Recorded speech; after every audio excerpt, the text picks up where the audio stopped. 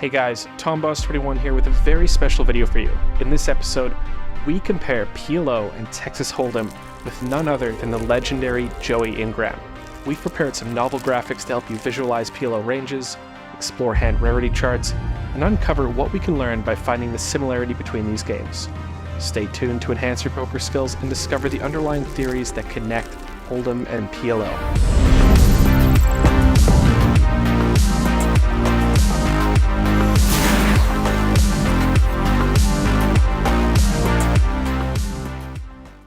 So in today's video, we're going to be talking about Pot Limit Omaha versus Hold'em. Here at GTO Wizard, we're almost always focusing on Hold'em strategies. That's what our app's about. But I got some curious about PLO, and I have special guest on, PLO master Mr. Joey Ingram here to walk me through some of the differences between PLO and Hold'em. Sure, I do want to say, the PLO master, I feel like you gotta be playing a lot of PLO to feel like you're at that top level. And lately, Tombos, GTO Wizard has me a little bit addicted to the 2-card game. So I'm like pursuing my mastery at 2-card, but I always think about PLO, and it's like one of my biggest loves in the world. I'm always thinking about the strategy and the ideas and stuff like that. But everything's always fluid and changing, and strategies are changing too. So it's kind of an interesting time for PLO, I feel like, with the rise of more advanced data solutions and just getting a lot more popular, and a lot more people are playing it. So it's a great time for the great game, and I think this would be a good topic for us to talk about. So I guess just for the noobs out there, we should explain the differences. So Pot Limit Omaha, the great game, uses 4 hold cards, and you must use exactly 2 of those 4 hold cards to make your hand. And the maximum bets is, of course, the pot, therefore pot limit. Contrast that to Texas Hold'em, where you get 2 hold cards. There's no betting limits, and you can use any combination of board and hold cards to make your hand. So I guess my first question for Mr. Joey Ingram here is, what do you think the differences are between PLO and Hold'em? Well, I mean, you just said it right. The most you can bet a raise is the size of a pot. And this is such a different concept in Hold'em. And this is something that really has been taking me a lot. Hard to get used to, right? What were the first things that really were hard for me to get used to was pre-flop hand selection, because in PLO, you have 4 cards, and Hold'em, you get 2 cards. And in PLO, you really want to have cards that work together very well, which at Hold'em, once you really get deeper in ranges, that's pretty much exactly what you want to do in Hold'em. But just understanding, suited connectors and the value of suited connectors, there's such a difference in making a flush in PLO versus Hold'em. And in Hold'em, if you make a flush, you're like, this is amazing, we got to start putting money in. And PLO, unless you have a potential redraw with your very high flush, when you got a nut flush, and that's when you want to put a lot of money in. But every other flush, you're kind of scared to put a lot of money in. So reversing that trauma has been very challenging for me. Just that reversing the trauma. There's such trauma with flushes. I'm like, oh my God, that was a big thing I had to really get used to. And then listen, in my opinion, in PLO, you can call way more 3 bets. You're not going to get punished as hard. In Hold'em, as the caller with 3 bets with weaker hands, you're just going to get, my opinion, destroyed. And you're going to be in so many awkward spots on that river. Whereas at PLO, you can call a lot 3 bets pre-flop and end up in spots where you're very happy, you're comfortable, you have a very comfortable, aggressive decision. And I feel like in Hold'em, too often you end up with these top pairs, second pairs, and you're just praying the guy's got his ace queen this time, or praying the guys go, bluffing you to call down with certain hands, and you really can't always take the aggressive action back, in some of these 3-bet formations and scenarios as well too. Whereas at PLO, there's a lot more of ability to attack a lot of boards on turns and rivers, because the biggest thing is the nuts change so much. And that's really the hardest thing that you have to understand to be a really good PLO player, is that you need to be very aggressive on the turn and on the river when the nuts are changing, with a very wide, uncomfortable variety of hands. Whereas I feel like at Hold'em, you can get creative. I want to have enough bluffs here, but at the end of the day, I don't think you really need bluff. Just don't bluff. If you have that hand, you got to get creative. You don't really have to bluff. Whereas at PLO, if you don't bluff here, it's a massive blunder. You got to bluff, and it wouldn't necessarily always be intuitive that you have to do these things. So it's really hard to find a lot of aggression at PLO. And, that's something I've always really specialized in, is just red line mastery at PLO and finding all these spots to bluff and be aggressive. So, a few things that come to mind. Also, just the swings are higher. You're all in way more. And, you really want suitedness. You really want connectedness. You really want hands that can make the nuts by the river.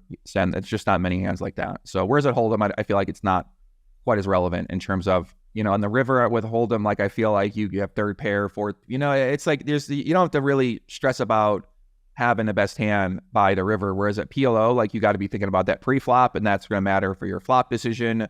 And then, how aggressive you play certain parts of your range is going to matter on your side cards and your backdoor draws and everything like that. So that topic isn't as relevant at Hold'em, but it is relevant for finding like future bluffs. And like I'm finding it's very relevant for splitting frequencies, and that one side card I call it like a power blocker can really matter for your split. So it's every day I'm learning something new. So in PLO, like every decision you make has to be viewed through the lens of how can I make the nuts? Whereas in Hold'em, it's maybe not so extreme. I feel like it's the implied odds and reverse implied odds in PLO are just much greater because these high quality hands are so much more common. But we'll get to that shortly. I guess for starters, first thing I wanted to do was just to compare the win rates by position in a theoretical game. So assuming GTO strategies. And so here on the left-hand side, we have the low jack, high jack, cutoff button, and then on the right, small blind and big blind. And what I notice is that PLO, these red bars here, seem to have higher win rates. This is in big blinds per 100, and also higher loss rates in the blinds. So this is based on NL 500, 100 big blind solutions. And so this makes me think that the positional advantage seems to be slightly magnified in PLO. What are your thoughts on that, Joey? Oh, yeah. I mean, listen, you got to, and most people, first of all, right, they play awful out of position. So they don't know how to navigate three streets, especially if you're going to put three streets of aggression on them when you're in position. Very hard to like know that. There really isn't these open solutions for, we call here. In Hold'em, a lot of this is more solved. So, you kind of like just kind of know what to do in a lot of river spots. Whereas at PLO, there's so many like weird spots where you got like a third, you got a flush, or you got like a bottom two pair, like it's a potential bluff catch. You got that naked ace. There's just all these like really weird, uncomfortable spots. And like most people, we just haven't been talking about it. So, people don't really necessarily always going to know what to do there. So, and then you just have last to act is such a huge advantage because you can basically, like I said, the nuts change so much. So if you have the visibility in terms of what your opponent's going to do before you, then you're able to really be the person who, has that foot on the gas. So you can even, you can start with the general heuristic, the button's very profitable to be. And then, in my opinion, I like to open that up as wide as I can and start to figure out who can I play against and what hands can I play against them with. And once you start to realize is that EV estimation and certain players have certain loss races in certain positions. So this might be the general standard framework that you start at, but then a losing player is going to have a lot bigger loss rate in certain positions, which makes your button play even more important. And that's why, I might play an extremely wide range. Like I don't follow any chart playing on the button, depending on, where I'm playing and who I'm playing against and who's in the blinds. And I feel like at Hold'em that, that concept is relevant as well too, because maybe you loosen up on the button. I find like I'm still, maybe not, like I'm still getting kind of like crushed if I call queen four offsuit or queen four suited or like, these kind of weaker hands. Whereas at PLO, you can really open it up wide and, get yourself in the greater depths of Ho Street poker when you have these marginal hands. And, to me, that's where the real beauty of PLO and on the button comes out. And then just from like a general, hey, I'm playing my strongest hands, and, like your strongest hands just dominate these guys so often later streets that you just have such a powerful position with that button. So, it stands out to me that this doesn't do it justice in some ways, because this is assuming that the loss rates are standard. But once you have somebody, people really lose out of position. They really can win in position. So you got to factor that in when you're deciding which hand to play. So you think that the skill edges in PLO might be a lot greater than they are in Hold'em? Oh yeah, massively difference. Yeah, potentially, right? I mean, it depends. It just feels like in Hold'em, they're, if a player's bad, then of course he's going to have a big loss rate. But most of those players, theoretically, you don't see them, or they're just not as common. So you look at it from the lens of, against another good player who's studied. But, if you find someone at Hold'em who's not very studied and you're studied, then I don't know. I mean, you're going to have a huge skill edge if you can just play hands with them against them too. Interesting. Yeah, I kind of got that sense as well. Generally, I find that there's just in the baseline GTO strategy for PLO, you end up playing more pots, and therefore you end up with a higher effective rake as well in cash games. And it got me thinking, like, why is positional advantage greater, just in theory, like assuming equal skill between players? And we also see like a similar effect in Hold'em, where on drawish boards, generally speaking, all else being equal, the player in position gets a greater edge on draw heavy boards compared to being out of position. And so I think part of it is that draws are just more valuable in position, and there's a lot more drawing going on in PLO. And the other part of it is like, maybe a way to rephrase it would be that the value of your hand is less certain in PLO, and therefore having the informational advantage of being in position gets magnified. I'm not sure, though. This is just me spitballing. So I wanted to ask you another question here, Joey. What do you think of this quote? PLO is a game of equities. Hold'em is a game of frequencies. I don't know who said this, some random 2+2 poster probably, but how true do you think this saying is? That's pretty interesting saying. PLO is a game of equities. Yeah, it does make sense. I mean, I feel like PLO is a game of bluffing, and to be able to bluff, you have to understand why you're bluffing and what your equity is in the situation and how your equities change. And your equities change very quickly in PLO, because the nuts just change so much on the turn. Like on the flop, you flop top set. On the turn, the straight gets there, the flush gets there. What's your equity against a potential range of straights and flushes and semi-bluffs and other two pairs? You got to think about that. Then once you face a big bet, you got to think about, okay, well, if I call here and, does the guy bluff a lot on the river? It might fill up? Am I going to lead donk here? If I, what's my range of, there's all these different things to think about. Obviously these things happen in Hold'em, but in PLO, they just come up so much where you go from 90%, 80% to you feel like 15%, 5%, and you got to figure out, okay, how do I think about that moving forward? And then when you were thinking about bluffing, you got to think about your blockers understanding the other opponent's equity when they have top set and what they're going to do with it. It's an important thing. So, Hold'em, I don't know if it's a game of frequencies, because it can be a game of frequencies if you're thinking about it from that lens of, I want to check back here 20%. I want to bet here 80% with my aces. Some people just bet 100% and they're not thinking about anything frequency related. They're thinking about the game from a completely different strategic lens. So I think that if you're studied in the idea of frequencies and randomization, then Hold'em is definitely a game of frequencies for you. And it is for me when I play. Like, it's all about frequency. I'm like, oh, I've got aces here. The board's 8-6-4. All right, I have no blocker in my hand. Then I'm going to be wanting to bet here, 30% of the time and check here 70% of the time, kind of thing. So that's how I think about Hold'em now.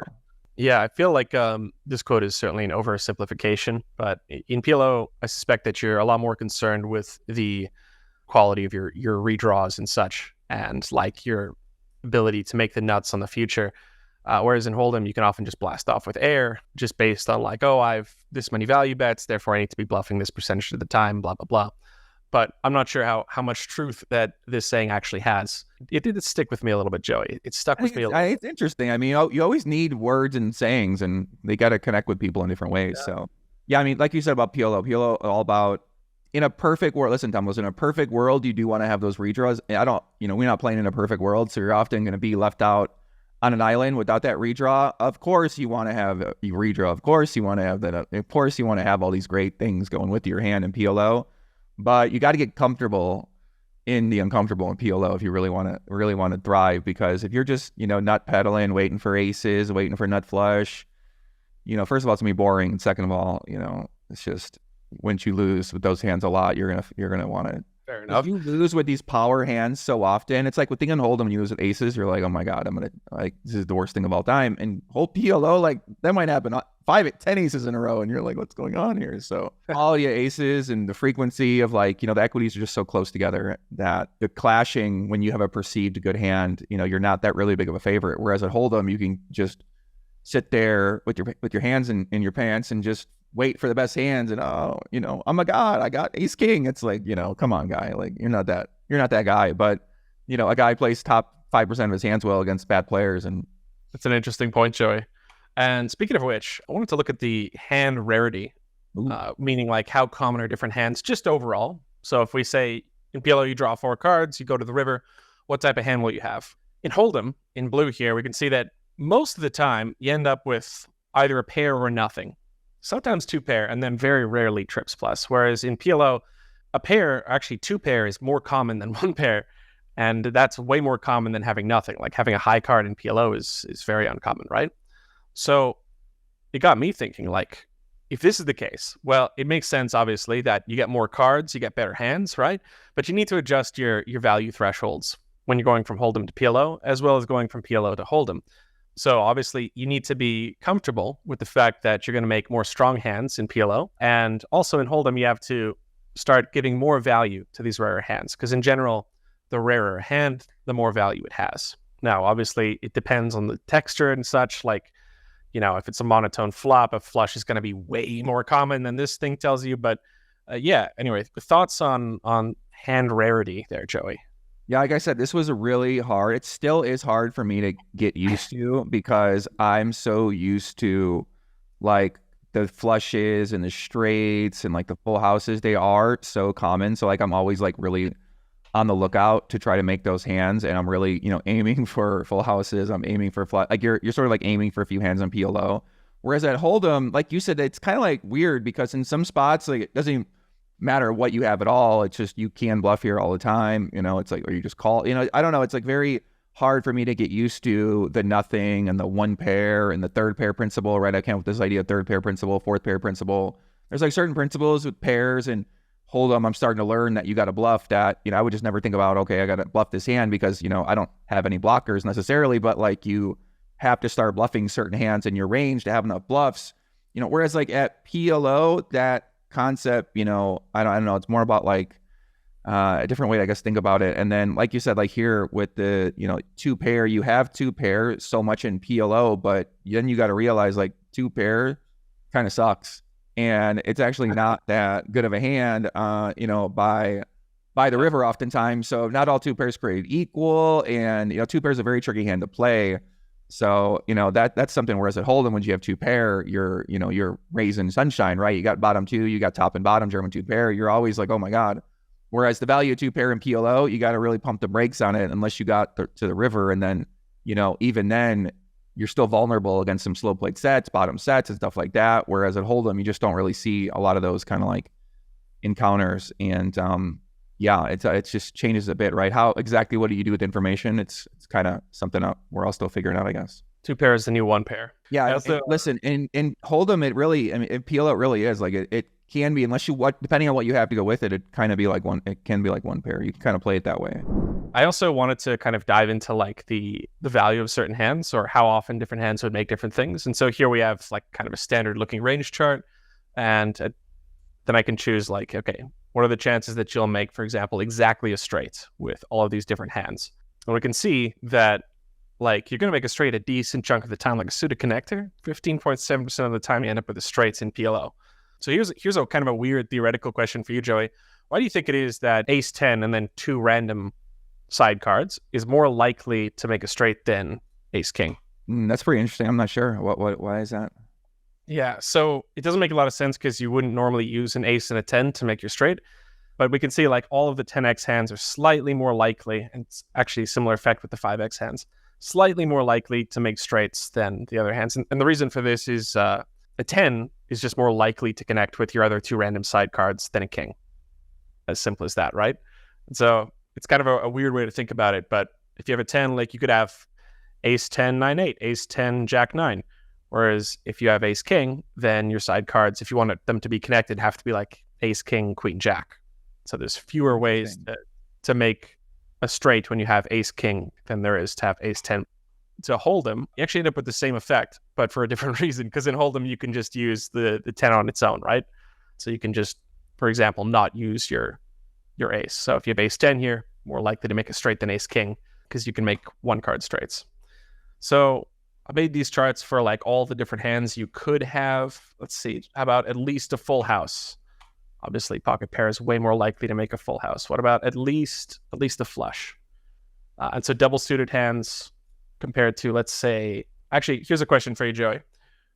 How likely do you think, what is more likely to make a flush? A triple suited hand or a single suited hand?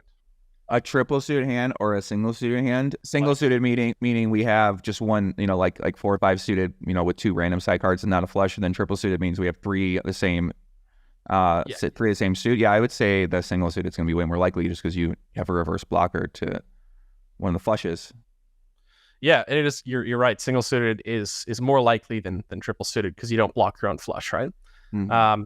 And then if we look at like, let's say, monotone, which is like all 4 of your cards are the same suit, yeah, way down.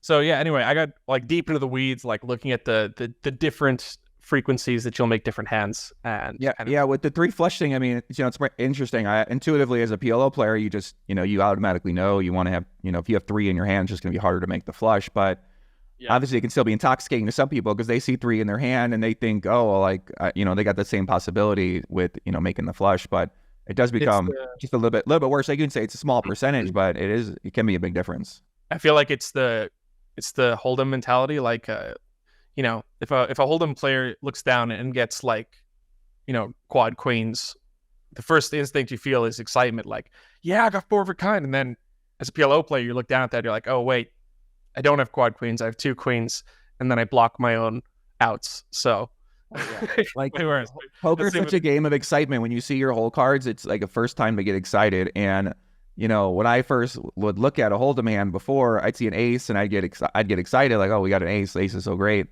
And then I realized, like, oh, actually, ace jack, ace 10 offsuit used to be one of my favorite hands and hold'em. And then I realized, like, oh, they're actually like not very good.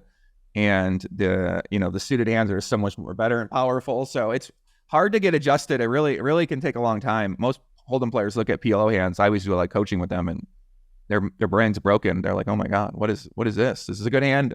I'm like, oh boy. So because nobody just knows. They think any ace is good. And sometimes in PLO, I'm like, oh my God, no. Like we got a long way to go. So next thing I wanted to do was to start looking at some pre-flop charts. Now my problem, Joe, is that whenever I looked at PLO trading software, it just gave you like categories or like lists of like thousands and thousands of hands. But as a hold'em player, I want to view it in chart form. And so I spent way too much time trying to figure out how to visualize PLO using the standard 13x13 grid. So here we have hold'em versus PLO, and this is an under the gun open in a 6 max game. Again, NL 500 rake, 100 big blinds deep.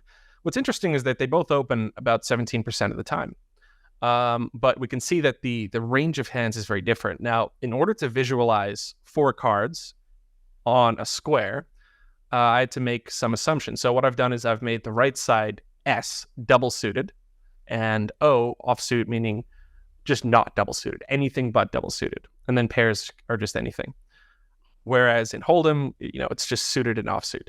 Now, what's really interesting to me is that under the gun in PLO, the GTO strategy is like folding ace king off. It's folding pocket kings sometimes, which is crazy to me. And it's way less concerned about pairs and more concerned about, is my hand double suited? How often can I make a flush, etc. Yeah. Thoughts on this way of looking at PLO strategies there, Joey? Yeah, it's a different way to think about it because, like you said, with the kings under the gun, like you said, it's crazy to fold kings, but like king, 8 deuce, no suit, like a lot of kings that are wildly, because like the main pre-flop factors for your hand that you're going to want to think about are nuttiness, connectedness, suitedness, and then high pair power. So you want to have hands like we've talked about numerous times that can handle changing board textures. And that's going to be the immediate hands you look for.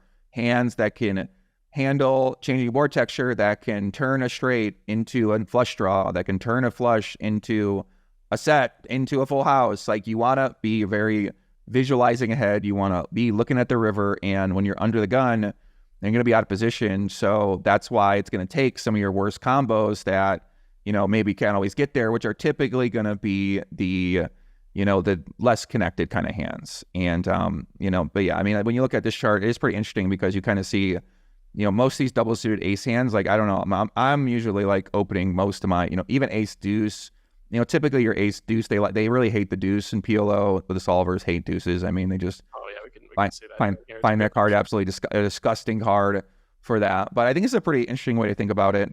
Half of your 10-9 double suited hands, and then you just start to think, okay, well, what are those 10-9 suited you want to open? And, it's all kind of intuitive. You start with the ace and you ace 9-10 X and kind of work your way down and, everyone you play, right? So it's like a different way to think about it. But it does show you that, not all double suited hands are created equal. And that's always important to remember too. And then, trying to figure out, well, what are the parameters of why I'd start folding, you just, like I said, you just look for, at some point in time, it starts to break down where you don't have that connectivity or don't have the nuttiness or you don't have the suitedness kind of thing. Well, part of the challenge of this is that, okay, imagine you have one card. You're dealt one card. You could just represent that with a line of cards, ace through deuce. Two cards, you could represent it with a square. Three cards could be represented with a cube. So in PLO, what we're actually looking at is one side of a four-dimensional tesseract, which is oh boy, something I can't visualize in my head, so I have to make it a square. But essentially 2-2 here, like there's a sliver of 2-2. This also includes 2-2 ace-ace. And like ace-7 off includes all of the other two side cards that could go with that. And I think part of it is like, we see ace-x opening a lot, even if it's offsuit, but I imagine those are mostly the ace-x hands that where the ace is suited, right? So if it's like a single only in the ace is suited. Yeah, I mean, you're only opening under the gun with a single suit if you have ace-x suited plus, and maybe there's some exceptions, right? Ace, king, deuce with king, deuce, something like that could be, but you either need the king suited or the ace to be suited before most of your undergun opens with if you have an ace in your hand, correct? Yeah. Right. That makes sense. So I'll show you a little bit of the inside into how I made these, and it's not very optimized. So this is a very slow spreadsheet. By the way, don't try and analyze PLO with a spreadsheet. There's too many hands. It's too slow. This is essentially what it originally looked like, and then I made it into a nice looking chart. But I wanted to be able to filter for stuff. So like, for example, let's say I've got like queens here. So I'll just type in queen, and then wait like 10 seconds for it to load through how many. So you made your own GTO Wizard in the spreadsheet, it looks like. I did, yeah. I made my own GTO okay. Wizard. Right?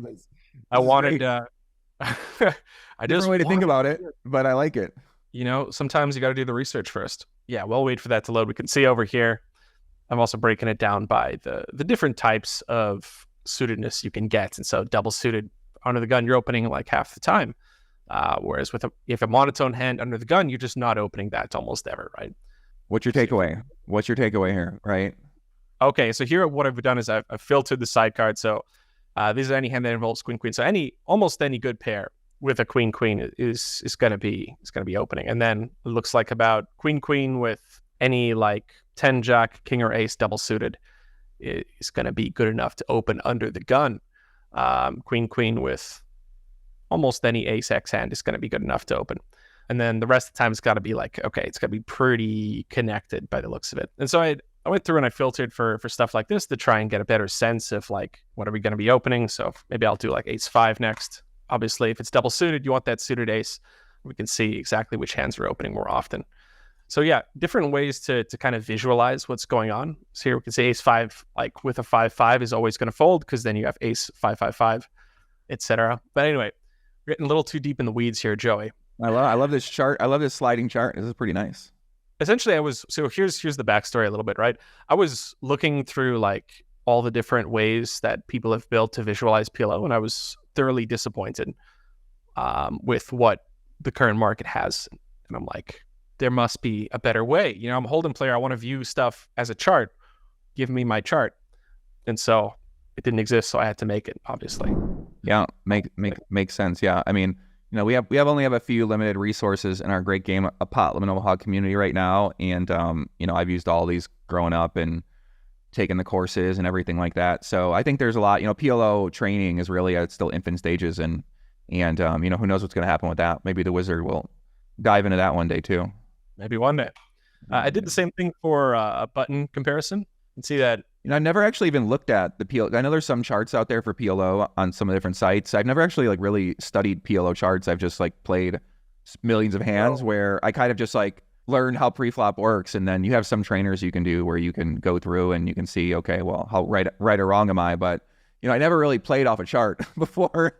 I know playing off a chart's very weird. I Hold'em's the first time I started it. Right. So I feel like it's something else to get used to if you're coming to Hold'em from PLO is getting used to looking at your strategy in terms of a chart rather than one hand at a time. And I think, also part of the reason that this is useful, Joey, is that realistically, in terms of game theory, what your hand does in a vacuum is not really important without the context of your broader strategy. Here we see that, again, the opening frequencies are quite similar, massively preferring double-suited hands over not double-suited hands. But again, this might not be the best way to visualize a PLO strategy. Now, you probably aren't used to chart form in PLO because it doesn't really exist in PLO. There's a few people that have done kind of like a basic version of it, but I don't know. I think charts should be more common. Give me the charts, Joey. You're a chart player. I always, we got an old school mentality. So chart player versus not chart player, but charts are very like powerful for visualizing strategies and thinking ahead. And it makes sense. I mean, look at this, I like that graph you showed about just on the button. Goes to show you the power of double suited. It goes to show you the power of high cards, kind of, the common themes we're talking about, which, these are real principles you have to drill in your head over and over and over and over again, because there's just so many combinations that not all combinations are created equal. So, seeing a chart like this just does go to really illustrate the power of the ace, the power of the double suited, and the power of, wanting to play these high suited cards pre-flop. Yeah, absolutely. What I have here is a comparison of the raise first in frequencies across 3 different formats. So Hold'em, PLO, and I even got PLO 5 in here. Now, this is based on not my own simulations, but some other ones. Also, I want to give a special shout out to my boy Moose Gills for running some PLO sims for me. It's very interesting to me that the RFI, like the opening frequencies across positions, are so similar. Why do you think that is, Joey? I actually have no idea. It's really shocking to me that it would be 22%, like 30%. It'd be pretty much the exact same in early positions, and on the button, you can, the more cards you have, it appears the more raise first in you can have. Yeah, it seems odd to me that it would be like, because you expect it would be like way different, right? Because these are such different games. But I think there's a fundamental principle at work here. And so I'll give you my little conspiracy theory, all right? Now, I call this the harmonic opening principle. And the reason is because it resembles a harmonic series. And so what I mean by that is the baseline opening frequency, without thinking about anything else, is about 1 divided by the number of players to act. So in a 6-max game, Under the Gun opens 1 out of 6 hands. In a 9-max game, Under the Gun opens 1 out of 9 hands. And then Hijack, here in a 6-max game, there's 5 players left, so they'll open about 1 out of 5 hands. And then you say, okay, well, that pattern looks all good and well, but then you get to the button and it completely breaks. Like there's 3 players left, it should be 33%. I think that's because of the positional advantage. And so if we take a look at the 20 big blind sims here, we can remove that positional advantage and kind of see what's going on here. So Under the Gun opens 1/6 of hands. So I'll just break up my old calculator here. Hijack, okay, well, 1/5 opens 20% of the time, which they do, right? Cutoff should open 1/4 of the time, and they do. And button should open about 1/3 of the time, which they do, right? And small blind, so they've got some shoves here. I'll just put those together. Should open, of course, 1/2 of the time, which they do. Now, as you go deeper, small blind is going to be out of position to big blind, and so they open fewer hands. So if I pump that up to like 100 big blinds, the opening frequency goes down. And conversely, players that are more likely to be in position, such as button and cutoff, they start opening much wider than 1/3. But I think the fundamental principle here, and this is just a conjecture, not something I can prove, is that the number of players yet to act is directly proportional to how many hands you should be playing. That's my little conspiracy anyway, Joey. Makes a lot of sense, right? I mean, I guess you have to just worry about what they have so they can put an aggressive action on you, or obviously when you're out of position, they just have that by the river. They have such a big advantage getting to play 3 more streets. So it does make sense that you'd want to be tighter with your range. And I don't know, the 22% kind of mind-blowing to me that it would be the same for Hijack, but yeah, something we got to look more into, the harmonic opening principle. Yeah, I don't know. I just made that up because I couldn't think of a name, but I like it. Yeah, I'm all about your names. You make up anything you want. I like when you make up a name for something. It's the cool thing about poker theory, man. It's such there's not a lot of science on it, so you can just kind of make up your own stuff. So next I wanted to look at big blind defense. And so here's the big blind defense versus, Under the Gun versus Hijack, cutoff, button, and small blind.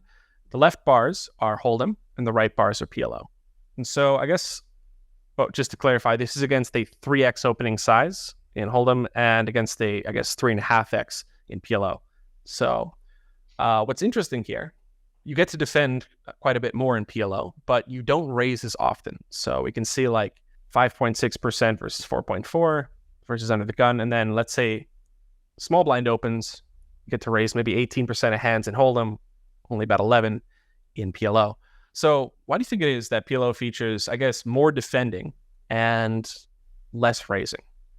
more defending, less raising, just because you can call with you got a lot wider range. You have so many more hands, so you're going to be able to call with such a wide range, and you're never going to 3-bet those hands. So, and Hold'em, I feel like you have some more mixes with some of your hands too, where, even like versus under the gun, ace king offsuit can just be like pure call in the big blind, and you're really never there's just, it's kind of like interesting how the position versus the big blind specifically, right? Like your ranges change, where like some hands you're not really mixing in PLO as 3-bets, you're just pure calling them. And whereas at Hold'em, there's like a lot more kind of like mixes with king queen or like eights or like not, you know what I mean? It's like it really kind of handles the ranges really weird, unless it's button versus big blind or small blind versus big blind. Then it's like how the big blind Hold'em strategy is just, goes a little crazy.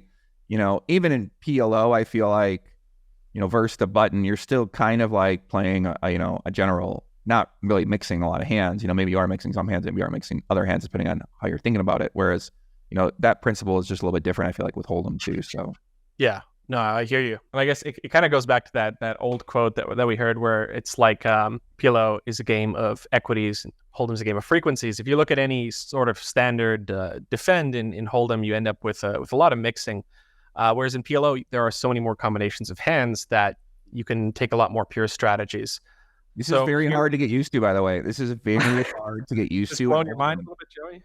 Yes, because in Hold'em, I'm always like, it just doesn't make any sense. Like, why would I like do this? Like, why am I mixing every hand pre-flop theoretically? And like you said, at PLO, like you don't need to mix. There's just so many more hands. So like a lot of your hands are just pure calls or just pure folds, and a lot of times you're just calling because you can defend a lot wider because you got 4 cards, and a lot of times they're going to be kind of, together to the point you're getting the right price, depending on, then that's just like immediate pot odds. So equities are running closer in PLO, and therefore more hands are capable of defending. Yeah.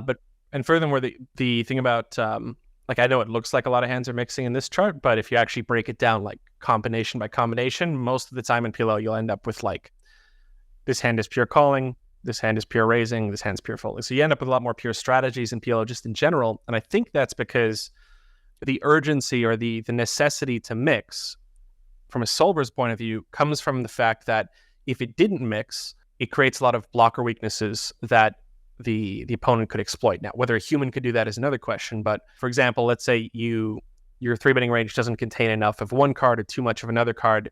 Your opponent can, dodge your value on certain runouts, whereas they'll know you're like super weak on others. And so it tries to minimize that damage from its blocker weaknesses. Whereas in PLO, you have so many hands that you can just basically take pure strategies with all of them without creating those blocker weaknesses. And that's really interesting. What you just said, first of all, makes a lot of, I never knew that. So that makes sense in Hold'em why it does the mixing with like these random BS cards that you're always like, why?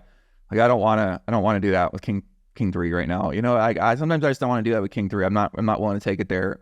But the solver really likes it when you take it there with King 3, with Jack 5. And PLO, like, I think about that sometimes when I have these like low card hands. I'm always like, maybe I want to have some card protection with that part of my range. But in general, in PLO, like, you're just really looking for you can see, right? You're really looking for like just top of range hands, and you're looking for these spots where you don't really need to protect with 3s and deuces and 4s. Whereas like at Hold'em, I feel like it is a little more relevant to be able to protect with kind of like that part of your range, and like on those vortexes you want to be able to defend, and your overpairs are a little bit stronger as well too in these re-raise pots. So like, you sort of have the King 3, but you also have a lot of the overpairs. Whereas in like Hold'em, or PLO rather, the overpair on certain board textures like is basically non-existent, so you need the backdoor flush draw to go with it. So right. It's kind of like I think about these low boards a lot in PLO, but oftentimes in PLO you just have to lose them when you don't have range advantage. So it's it's kind of interesting to consider your how you think about those hands.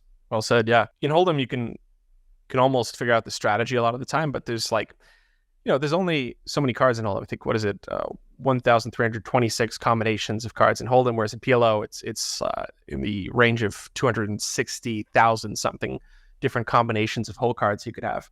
The idea, any concept or notion you have of I'm going to memorize my strategy just goes out the window as soon as you add 2 more cards to your hand, right?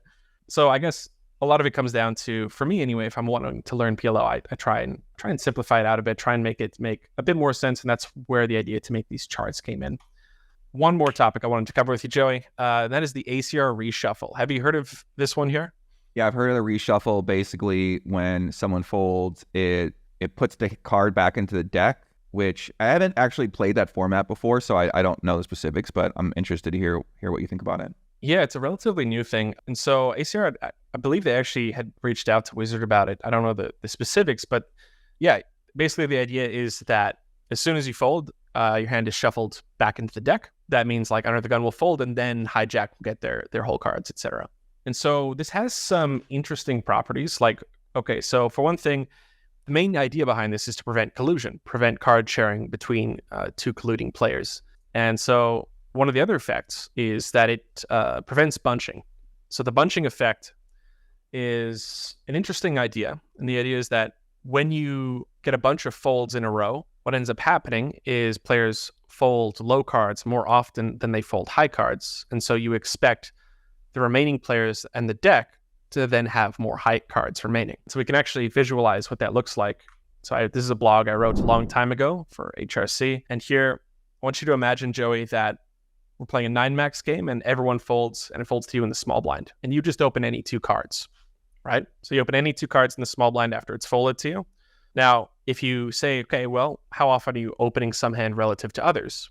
If you're opening aces 100% of the time, and you're always opening twos, you'll still have aces a lot more often than twos. Like twos is 60% as likely as aces. So this is a bunching adjusted chart where you're opening any two cards. So you end up having high cards more often than low cards. And the reason is simply that when everyone has folded, it is more likely that they were dealt low cards. Therefore, it is more likely that you were dealt higher cards. And this completely changes the post-flop strategies, the pre-flop strategies. Basically, what they've done is they've thrown all of that out. And so, like, if we go back earlier to Under the Gun, I think part of the reason Under the Gun is so gung-ho for these aces is largely due to the card removal effects of having two aces. Like, when you open aces Under the Gun in PLO, you're not super excited about the pair, right? Or if you open kings, you're not that excited about having a pair of kings. The reason that these cards are good is because A, you know, if you have like a pair of aces, you can make the nut flush, you can make the nut boat. And B, because you block a lot of the defense in your opponent's ranges, so you expect to get called in 3-bet a lot less often. I wonder how that changes with the reshuffle. Like, how much does the optimal pre-flop strategy change? How much does post-flop strategy change? I'm not sure. Setting that aside, I guess just removing or like making collusion a lot harder in PLO through card sharing is very, very useful. And I remember when they posted about this, they said, you know, a lot of people on Twitter were like, oh, you're going to scare away the fish.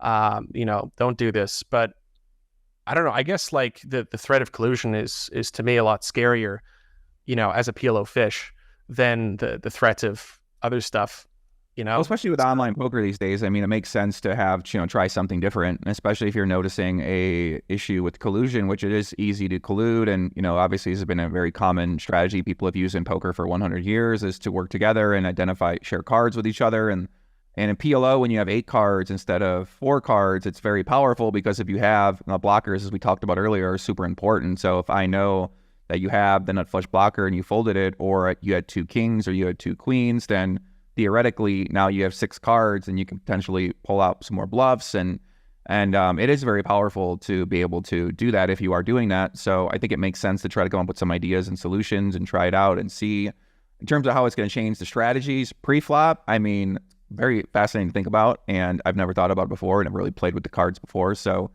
don't have any context on that, but it is something that, you know, could be worth discussing, especially if it becomes more of a popular trend in online poker with the reshuffle. Mm-hmm. I think it's a good step forward. At first, I wasn't totally convinced, but the more I thought about it, the more I'm like, you know what? I think it's a good thing. You know, well, for one thing, people don't know the right strategy, so it kind of advances the skill edges. And the other thing is that, you know, just anything to make poker safer or better, I think is going to be good for poker as a whole.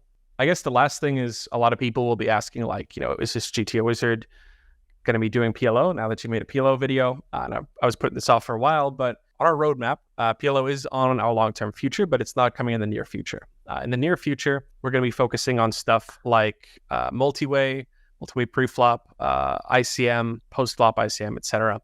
And the interesting thing, though, is that a lot of the engineering solutions we need in order to solve multi-way, I think will also transfer over to PLO. And the reason for that is that GTO Wizard essentially uses abstractions or simplifications to the board state on future streets in order to make it easier to compute. And in PLO, you need really, really good abstractions to solve it. So that's why it's, I think, one will help lead to the other. Now, that said, we prioritize features based on demand, and if we get enough people demanding PLO, then perhaps that gets bumped up on the priority list. All right, listen, I personally think that the PLO demand is way higher than anyone realizes. And people definitely want tools. They want solutions. Obviously, I'm the PLO man, so I love PLO. I'd be playing a PLO trainer every day. Right now, I play my Hold'em trainer every day, and I've been loving it, but, I'm a PLO guy. So anyway, guys, that's the video. I hope you got something out of it. Now, if you have any questions or need something clarified, feel free to post questions in our Discord server. Great community there, or leave a comment on this video. Anyway, that's all for now. Hope you guys got something out of it. And as always, happy grinding.